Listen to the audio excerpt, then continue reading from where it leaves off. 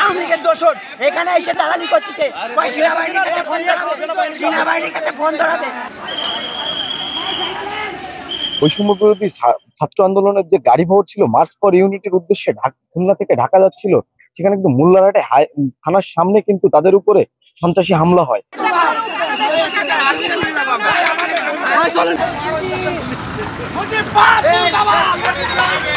আমরা কথা বলেছি বৈষম্য বিরোধী ছাত্র নেতা যে প্রতিনিধি রয়েছে ইমরান হোসেন হিমুর সঙ্গে মুঠোফোনে যোগাযোগ করার চেষ্টা করেছি, কথা বলেছি।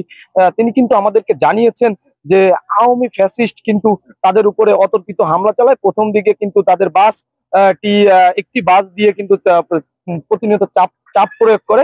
এক পর্যায়ে তার প্রতিবাদ জানালে তারা যখন বাসটি থামায় তখন কিন্তু তাদের উপরে অতর্কিত ইটপাটকেলের হামলা চালায়। এর পরবর্তীতে তারা যখন এর প্রতিবাদ করতে যায় তখন কিন্তু রণক্ষেত্রে পরিণত হয়। সানবিট সব দিবে সামাল। সানবিট ম্যাজিক প্রেস ডিশওয়াশিং এর মাথা ঘোরানো সলিউশন।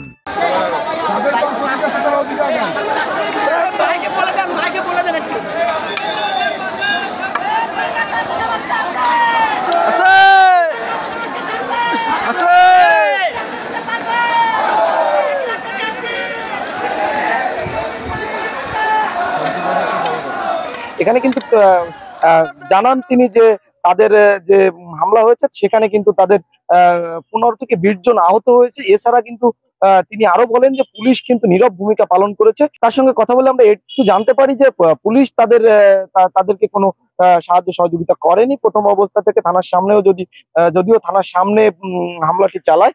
এরপরে আমরা কিন্তু বারবার পুলিশের সঙ্গে যোগাযোগ করার চেষ্টা করেছি, কিন্তু আমরা পুলিশের সঙ্গে যোগাযোগ করতে পারিনি। এই ছিল বাগেরহাটের সর্বশেষ খবরাখবর।